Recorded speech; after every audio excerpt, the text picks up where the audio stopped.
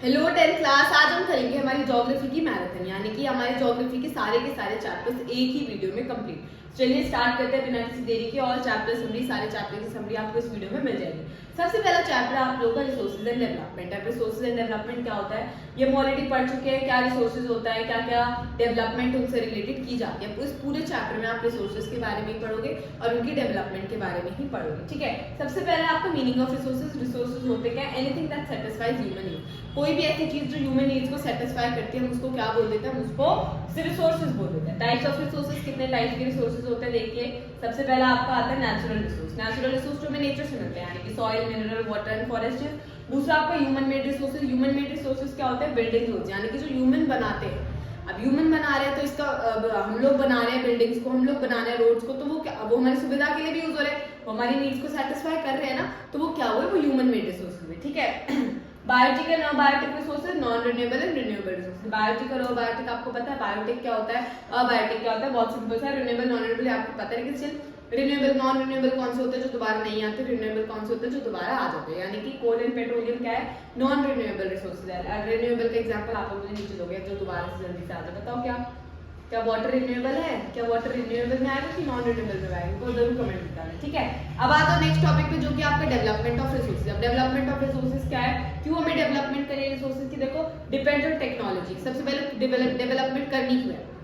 क्योंकि डेवलपमेंट की नीड इसलिए है क्योंकि रिसोर्सेज धीरे धीरे खत्म हो गए। हमारे पास मोस्टली नॉन रिन्यूएबल रिसोर्सेज है और वही धीरे धीरे क्या हो रहा है? खत्म हो रहा है। वो खत्म हो रहा है तो उनकी डेवलपमेंट करनी पड़ेगी इस तरीके से कि ताकि हम उन चीजों को कम यूज करें जो नॉन रिन्यूएबल है और उन चीजों को ज्यादा यूज करें जो रिन्यूएबल है। ठीक है, तो डिपेंड ऑन टेक्नोलॉजी। डेवलपमेंट किस पे डिपेंड करती है? आपकी टेक्नोलॉजी पे डिपेंड करती है, आपकी एक्सेसिबिलिटी पे यूज करते हैं, यानी कि आपके पास उस चीज को इस्तेमाल करने का एक्सेस है भी कि नहीं, उस चीज को, उस रिसोर्स को यूज करने की टेक्नोलॉजी है कि नहीं, कॉस्ट क्या पैसा है कि नहीं है, and conservation necessary for sustainability. और कंजर्व हमें करना होता है, जरूरी है। क्यों? ताकि सस्टेन करें। सस्टेन समझते हो?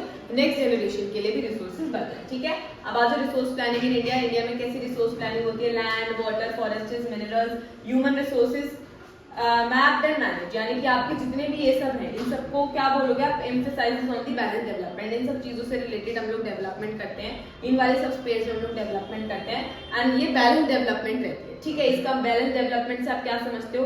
यानी कि हम लोग डेवलप कर रहे हैं, हम चीजों को डेवलप कर रहे हैं, लेकिन इस तरीके से डेवलप कर रहे हैं कि उनका इस्तेमाल भी हो रहा है और वो डेवलप भी हो रही है। ठीक है, ऐसा नहीं है कि हमने बिल्कुल ही नॉन रिन्यूएबल रिसोर्सेज को यूज करना छोड़ दिया है। लैंड यूज पैटर्न क्या इंडिया में? नेट सोन एरिया, यानी कि सोन एरिया जो है ना गिवन है उसको डिवाइड करा, बताया हुआ है कि वो बंद कितना एरिया है, क्या है, कैसे रहेगा। ठीक है, फॉरेस्ट कवर, फॉरेस्ट के एरिया को पर्टिकुलरली कवर करा गया है। बैरन एंड अनकल्टिवेटेड लैंड है। बैरन और अनकल्टिवेटेड लैंड समझते हो? बैरन होता है उजाड़ा हुआ, जो पड़ा हुआ, और अनकल्टिवेटेड लैंड जो कल्टिवेट नहीं हो रखा है, and permanent pastures and etcetera, यही सब। ठीक है, अब आ जाओ सॉइल रिसोर्सेज पे। आपने देखा लैंड रिसोर्सेज का पैटर्न क्या था इंडिया में। अब आओगे, हम आएंगे सॉइल रिसोर्सेज पे। सॉइल रिसोर्सेज क्या होता है पता है? एलुवियल, ब्लैक, बहुत सारे टाइप के सॉइल होते हैं, तो हर अलग सॉइल में अलग टाइप की चीज होती है, तो वही होता है आपका सॉइल रिसोर्सेज। वो कहाँ पे मिलते हैं वो भी थोड़ा देखते हैं। एलुवियल सॉइल देखो फर्टाइल होता है, जो इंडो गैंजेटिक प्लेन्स पे मिलता है। अब एलुवियल सॉइल में क्या क्या उगता है? अलग अलग चीजें उगती हैं, जैसे कि ब्लैक सॉइल में कॉटन उगता है, ऐसे ही एलुवियल में दूसरी चीजें उगती है। रेड एंड येलो में प्लेट्यू रीजन में पाया जाता है, यहाँ पे और अलग चीज। अब प्लेट्यू रीजन है तो क्या उगेगा? मुझे कमेंट में करके जरूर बताना। लैटराइट, हाई रेनफॉल इसका मतलब क्या? लैटराइट जहाँ पे बहुत ज्यादा रेनफॉल होती है वहां पे ये सॉइल पाया जाता है। ठीक है, यानी कि सॉइल में पानी ज्यादा है, तो अब खुद बताओ, ऐसी ही तो क्रॉप्स उगेगी ना जिन्हें पानी की नीड ज्यादा होगी। अब नेक्स्ट चैप्टर पे आ जाओ, forest and wild life resources. समझ आ गया रिसोर्सेज क्या होता है, डेवलपमेंट क्यों करनी है, क्या डेवलपमेंट है, लैंड रिसोर्सेज क्या है, सॉइल रिसोर्सेज क्या है। अब आ जाओ forest and wild life resources. अब फॉरेस्ट की रिसोर्सेज क्या है उनका, और वाइल्ड लाइफ की रिसोर्सेज क्या है, और उनकी डेवलपमेंट कैसे होती है, वो ये देखते हैं। इंपॉर्टेंस क्या है habitat for wild life? Wild life के हैबिटेट के लिए ऑफ कोर्स इंपॉर्टेंट है ऑक्सीजन एंड क्लाइमेट रेगुलेशन। ठीक है, prevent soil erosion, soil erosion को हमें प्रिवेंट करना चाहिए, तो हमें पता ही है। इसमें क्या बता रहे हैं ये? Flora and fauna. Flora and fauna समझते हो ना? जो आपके वो रहते हैं, एनिमल्स रहते हैं और अलग अलग टाइप के प्लांट्स रहते हैं, वो सब। तो ट्रॉपिकल एवरग्रीन एक टाइप का फॉरेस्ट है, tropical deciduous, thorn forests, mangrove forests, अलग अलग टाइप के फॉरेस्ट्स हैं, अलग अलग टाइप के यहाँ पे हैबिटेट्स हैं, अलग अलग टाइप के एनिमल्स रहते होंगे, ऑब्वियस सी बात है। ऐसा तो है नहीं मैनग्रोव में सारे टाइप के एनिमल्स रहते होंगे, ऑफ कोर्स नॉट। क्योंकि हर एनिमल का अपना हैबिटेट होता है। ठीक है, वाइल्ड लाइफ नेशनल पार्क और सेंचुरीज बनाई गई है, इंडेंजर स्पीशीज को प्रोटेक्ट करा गया है। एग्जांपल क्या है, रॉयल बंगाल टाइगर और वन हॉर्न राइनोसोरस जो होता है ये बहुत ज्यादा मतलब खत्म ही हो गए थे, एक्सटेंट हो गए थे, तो इसलिए इन्हें क्या करा गया है, इन्हें इंडेंजर स्पीशीज में डाल दिया गया है। ठीक है, अब आ जाते हैं कंजर्वेशन में। कंजर्वेशन अफॉरेस्टेशन यानी कि हम कंजर्व कैसे करेंगे, तो हम कंजर्व कैसे करेंगे अफॉरेस्टेशन। अफॉरेस्टेशन का मतलब क्या होता है, अफॉरेस्टेशन का मतलब होता है पेड़ को लगाना। जैसे डिफॉरेस्टेशन होता है पेड़ को काटना, अफॉरेस्टेशन होता है पेड़ों को लगाना। प्रोटेक्टेड एरियाज पर्टिकुलरली एरिया ऐसे एरियाज बनाए गए हैं जहाँ पे बहुत ज्यादा इंडेंजर्ड स्पीशीज है, यहाँ पे जहाँ पे या फिर जहाँ पे बहुत ज्यादा डिफॉरेस्टेशन होता है उन्हें प्रोटेक्टेड बना दिया गया। दरवाजा बंद कर दो। कम्युनिटी पार्टिसिपेशन, और कम्युनिटी का पार्टिसिपेशन बहुत ज्यादा किया जाता है। ठीक है, कम्युनिटी पार्टिसिपेट करेगी तो ऑब्वियस बात हमने वन शॉट में पढ़ा था, आपको हमारे चैनल पे मिल जाएगी। वन शॉट में हमने क्या पढ़ा था कि कैसे जितने भी कम्युनिटी पार्टिसिपेट अगर जहाँ पे कर दिया तो वहाँ पे, अब आपने वो सुना है क्या कहते हैं, सलमान खान ने जो ब्लैक टाइगर को मारा था, ब्लैक डियर को मारा था, तो उसके ऊपर वो है क्या कहते हैं लॉरेंस बिश्नोई, उसने क्यों इतना करा था, क्योंकि बिश्नोई जो है ना वो लोग पीकॉक को, बिश्नोई जितने भी होते हैं वो लोग पीकॉक को ब्लैक टाइगर को पूछते हैं, तो इसीलिए इतने ज्यादा इसके ऊपर विवाद हुआ था, है ना, इतनी ज्यादा कंट्रोवर्सी हुई थी। तो ऐसे ही अगर जब हम कम्युनिटी से रिलेट कर देते हैं ना चीजों को, तो अपने आप ही कम्युनिटी आगे आएगी उस चीज को बचाएगी। अब मैं किसी पर्टिकुलर कम्युनिटी से बिलोंग करती हूँ, मुझे पर्टिकुलर एनिमल बहुत ज्यादा पसंद है, मैं उसको पूछती हूँ, तो मैं उसको मरने थोड़ी दूंगी, तो और उसके साथ कुछ गलत होगा तो मैं आवाज उठाऊंगी।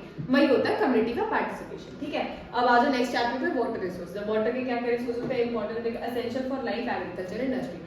इंडस्ट्री के लिए भी इंपॉर्टेंट है, एग्रीकल्चर के लिए भी इंपॉर्टेंट है, हमारी लाइफ के लिए भी इंपॉर्टेंट है, ऑब्वियस सी बात है। ठीक है, अब आज सोर्सेज पे क्या क्या सोर्सेज होते हैं पानी के, बहुत सिंपल है, रिवर्स है, लेक्स है, ग्राउंड वाटर है, रेनफॉल है। ठीक है, हमें पता है कि पानी की इतनी ज्यादा जो सोर्सेज है उसके बाद भी पानी की कमी होती है, तो water scarcity because of unequal distribution, कहीं पे पानी ज्यादा है, कहीं पे पानी बहुत ज्यादा कम है। एंड ओवर यूज, ऑब्वियसली पानी का हम इतना ज्यादा ओवर यूज करते हैं, हर चीज का ओवर यूज करते हैं हम अपने दिमाग के अलावा, दिमाग का सबसे कम यूज करेंगे लेकिन बाकी सब चीजों को ओवर यूज करेंगे, है ना। ओवर यूज करने से क्या होता है, किसी के पास तो चीज हो जाती है, किसी के पास बिल्कुल भी नहीं होती। ठीक है, कंजर्वेशन कैसे कर सकते हैं, रेन वाटर हार्वेस्टेशन बेस्ट है, रेन वाटर हार्वेस्टिंग तो बेस्ट सोर्स माना जाता है।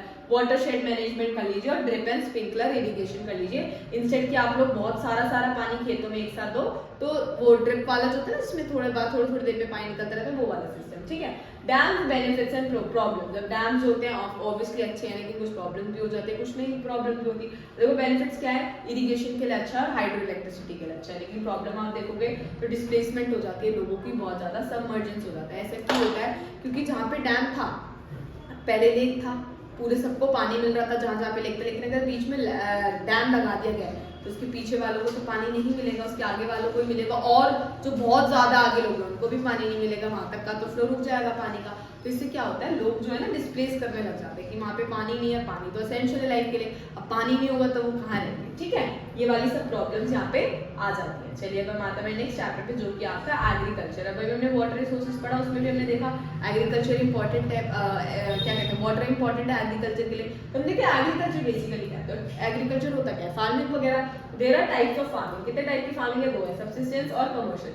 सबसिस्टेंस फार्मिंग वो होती है, सबसिस्टेंस फार्मिंग क्या होती है, जो फैमिली के कंजम्पशन के लिए करे, भाई मैं किसान हूँ, मैं सिर्फ अपने घर बार के लिए जो है खेती बाड़ी करता हूँ, अपने घर बार के लिए खाता हूँ, बस खत्म, मैं बेचता नहीं हूँ, मेरे क्या होगी, हुई सबसिस्टेंस फार्मिंग। लेकिन ऐसी कमर्शियल फार्मिंग करें जहाँ वर्ड कमर्शियल आ रहा है, यानी कि मार्केट है, कॉमर्स आ रही है यहाँ पे, ऑब्वियसली मैथ्स आ रही है, तो क्या होगा मार्केट के लिए। ठीक है, कमर्शियल है तो मार्केट के लिए, यानी कि वो उगाई किस लिए रहे हैं, बेचने के लिए।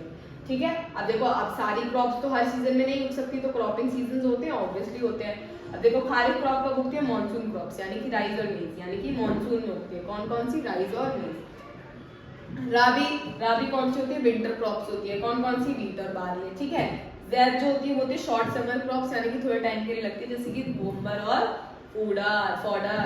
ठीक है, अब आ जाओ major crops in India. Crops में इंडिया में मेजर क्रॉप्स कौन सी है, फटाफट बताइए। Rice, wheat, sugarcane, cotton, हमें ऑब्वियसली पता है ये सारी मेजर क्रॉप्स है। राइस वीट तो मेन मान लो, तो ईस्टर्न एंड सदर्न प्लेस में मिलती है, नॉर्थ वेस्टर्न प्लेस में मिलता है, ये आपको उत्तर प्रदेश में मिलता है, और ये महाराष्ट्र और गुजरात में बहुत मिलता है। ठीक है, समझ आए, इतना ज्यादा डिटेल में नहीं जाएंगे हम, क्योंकि हम मैराथन कर रहे हैं, हमें सिर्फ बेसिक कॉन्सेप्ट समझना है। मॉडर्न मेथड्स क्या होता है, हाईलाइटिंग वेराइटीज, हमें पता है हाईलाइटिंग सीड्स आ गए थे, उससे प्रोडक्शन एकदम से बढ़ गया था, ग्रीन रेवोल्यूशन हमें ऑलरेडी पढ़ा हुआ है।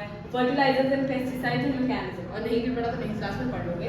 हाई यील्डिंग वेराइटीज, बहुत ज्यादा मतलब हाई यील्डिंग वेराइटीज यूज करिए, हाई यील्डिंग सीड्स यूज करिए, फर्टिलाइजर्स का इस्तेमाल करिए, पेस्टिसाइड्स का इस्तेमाल करिए, मॉडर्न मेथड्स जिससे आपकी प्रोडक्शन ज्यादा होती है कम टाइम में, और मैकेनाइजेशन यानी कि मशीन्स का इस्तेमाल करिए, ट्रैक्टर्स वगैरह का इस्तेमाल करिए, ठीक है। चलिए आते हैं नेक्स्ट चैप्टर पे जो कि मिनरल एंड एनर्जी रिसोर्सेज। मैंने आपको बताया था पूरी चैप्टर में हम क्या पढ़ने वाले हो, रिसोर्सेज ही पढ़ने वाले हो। Sorry, mineral resources, ferrous, non ferrous and non metallic. अब ये टाइप के आपके रिसोर्सेज होते हैं, आयरन ओर और मैंगनीज, ठीक है। ये आपका फेरस है, नॉन फेरस है आपका बॉक्साइट और कॉपर, नॉन मेटालिक है आपका लाइमस्टोन और मेटल, ठीक है। चलिए आते हैं, तो हमने देख लिया मिनरल रिसोर्सेज कौन कौन से होते हैं जो हमें नेचर से एक्सट्रैक्ट होते हैं। अब हम आते हैं डिस्ट्रीब्यूशन कैसे कैसे होता है। तो देखिए कोल कहाँ पे मिलेगा आपको, झारखंड छत्तीसगढ़ में मिलेगा। आयरन कहाँ मिलेगा, उड़ीसा छत्तीसगढ़ में। बॉक्साइट महाराष्ट्र और गुजरात में। अब आप लोग मुझे बताएंगे कि बॉक्साइट वगैरह से क्या बनता है, ये मैं आपको वन शॉट में ऑलरेडी पढ़ा चुकी हूँ जब मैंने वन शॉट कराया था, ठीक है। एनर्जी रिसोर्सेज, अब देखो कन्वेंशनल भी होते हैं, नॉन कन्वेंशनल भी होते हैं। कन्वेंशनल क्या होता है, एक चीज समझ लो, कन्वेंशनल बेसिकली होते हैं जो नॉन रिन्यूएबल होते हैं, हमेशा नहीं पर हाँ मोस्टली ऐसा होगा। देखो कोल है, पेट्रोलियम है, नेचुरल गैस है, हाइड्रो है, ऐसे जो कन्वीनियंट होते हैं, जो कन्वीनियंटली मिल जाते हैं। लेकिन नॉन कन्वेंशनल कौन से होते हैं, सोलर, विंड, बायोमास, यानी कि जो हमें एक्सट्रैक्ट करने पड़ते हैं या फिर जो इजीली हमें नहीं मिलते हैं, ठीक है। जैसे सोलर विंड, ये तो देखो ये खत्म हो जाएंगे लेकिन ये कभी खत्म नहीं होंगे, रिन्यूएबल है। सोलर हमें मिल जाएगा बार बार, विंड चलती रहेगी, और बायोमास तो हम बना ही लेते हैं, ठीक है। समझ आ गया। चलिए कंजर्वेशन भी चलते हैं। अब ऑब्वियसली हमें एनर्जी भी कंजर्व तो करनी पड़ेगी, तो कंजर्वेशन एफिशिएंट यूज यानी कि लिमिट में यूज करो। बेमतलब कि कमरे में नहीं बैठे हो तो पंखा बंद करके बाहर निकलो, पंखा चला मत छोड़ो, लाइट जली मत छोड़ो, ठीक है। एंड ऑल्टरनेट एनर्जी, अगर आप ऑल्टरनेट उसकी जगह कुछ और एनर्जी इस्तेमाल कर सकते हो तो उस चीज का इस्तेमाल करो। यानी कि जरूरी नहीं है कि अगर आप बेटा अगर मोमबत्ती से काम चल रहा है तो जरूरी है लाइट जलाना, मत जलाओ, ठीक है। क्यों, क्योंकि हमें पता है इनिशियली ये चीजें खत्म हो जाएंगी और हमारी फ्यूचर जनरेशन के लिए सस्टेनेबल नहीं रहेगी, ठीक है। चलिए आते हैं हमारे नेक्स्ट चैप्टर पे जो कि है manufacturing industries.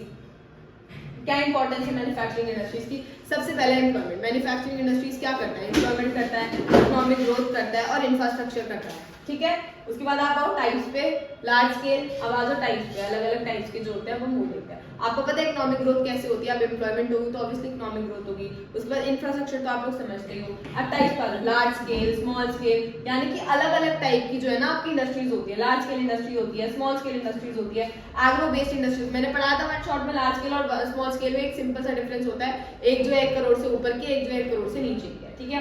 Agro based industries यानी कि जो टेक्सटाइल, शुगर वगैरह की होती है। मिनरल बेस्ड इंडस्ट्रीज जो आपकी आयरन और स्टील की होती है, ठीक है। चलिए आगे चलते हैं। अब हम इंडस्ट्रियल लोकेशन फैक्ट्रीज यानी कि रॉ मटेरियल्स की होती है, पावर सप्लाई की। अलग अलग इंडस्ट्रीज होती है, ऐसा नहीं होगा एक इंडस्ट्री रॉ मटेरियल भी प्रोड्यूस कर रही है और फाइनल गुड भी प्रोड्यूस कर रहे हैं, नहीं।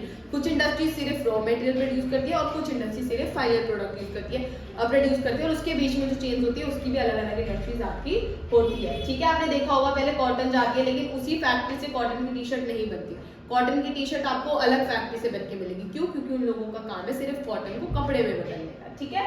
Market and transport. अब आज कॉटन टेक्सटाइल इंडस्ट्रीज पे कॉटन की बेल्ट है कहाँ कहाँ, पहले आप लोग ये देख लीजिए, पंजाब में है, हरियाणा में और गुजरात में, ठीक है। कॉटन टेक्सटाइल इंडस्ट्रीज हमें पता है मेजरली किस लिए होती है, कॉटन टेक्सटाइल। बेटा कॉटन बहुत चलता है इंडिया में, मेजरली मैंने आपको बताया मेजर क्रॉप है इंडिया की कॉटन, ठीक है। चलिए चलते हैं हमारी लाइफ लाइन यानी कि हमारा लास्ट चैप्टर जो हमारी जियो का उसको कंप्लीट करता है, life lines of national economy. सबसे पहले है transport and communication, road, railways, waterways, Airways, pipeline. ये तो बहुत सिंपल सा है। बेटा मेरे को बोला बच्चों ने कि दीदी ये वाला चैप्टर आ रहा है, कुछ बच्चे बोल रहे हैं कि डिलीटेड है, तो मैंने सोचा कि इसको पूरा ही पढ़ाते हैं, नेवर माइंड। बहुत इजी सा छोटा सा चैप्टर, जिसका आ रहा है ठीक है, जिसका नहीं आ रहा मत पढ़ना। Transport and communication. अब क्या बेटा होता क्या है, नेशनल इकोनॉमी की लाइफलाइन होती क्या है, बेसिकली पैसा, यही लाइफलाइन होती है नेशन की। तो उसमें देखो आप ट्रांसपोर्ट एंड कम्युनिकेशन क्या क्या आते हैं आपके, रोड्स आते हैं, रेलवेज आते हैं, ट्रांसपोर्ट आता है, एक एयरवेज आते हैं, वाटरवेज आता है और पाइपलाइन आती है, ठीक है। चलिए आगे चलते हैं, क्या इंपॉर्टेंस होती है इसकी। बेटा सॉरी थोड़ा सा कोल्ड है मेरे को। Importance connects markets, people and resources. अब क्या इंपॉर्टेंस होती है, लाइफ, ये सब चीजें जो होती है ना, एयरवेज हो गई आपकी, यही लाइफ लाइन होती है इकोनॉमी की, और यही सब क्या करती है, ये हमें कनेक्ट करती है एक साथ, मार्केट्स को कनेक्ट करती है, लोगों को कनेक्ट करती है और रिसोर्सेज को भी कनेक्ट करती है, ठीक है। इनफैक्ट हमें अब्रॉड से कुछ लाना है, हमें अब्रॉड कुछ भिजवाना है, उसमें भी ट्रांसपोर्टेशन कितना इंपॉर्टेंट है हम लोगों को पता है, ठीक है। नेशनल हाईवेज देखो, आपने देखे होंगे ऑफ कोर्स नेशनल हाईवेज, तो golden quadrilateral connects major metros, और गोल्डन क्वाड्रिलेटरल जो है वो मेजर मेट्रोज कनेक्ट करता है। सिंपल सा चैप्टर था, इसलिए मैंने सोचा पढ़ा दिया, इसलिए मैंने सोचा पढ़ा दो, ठीक है। समझ आया? बहुत सिंपल सा, ज्योग्राफी तो बहुत सिंपल है, बस आपको माइंड मैप्स के थ्रू इसको रिवाइज करना है। बाकी मैं आप लोगों के लिए चैप्टर वाइज इंपॉर्टेंट क्वेश्चंस तो लेके आऊंगी। आई होप आपको समझ आया। Thank you.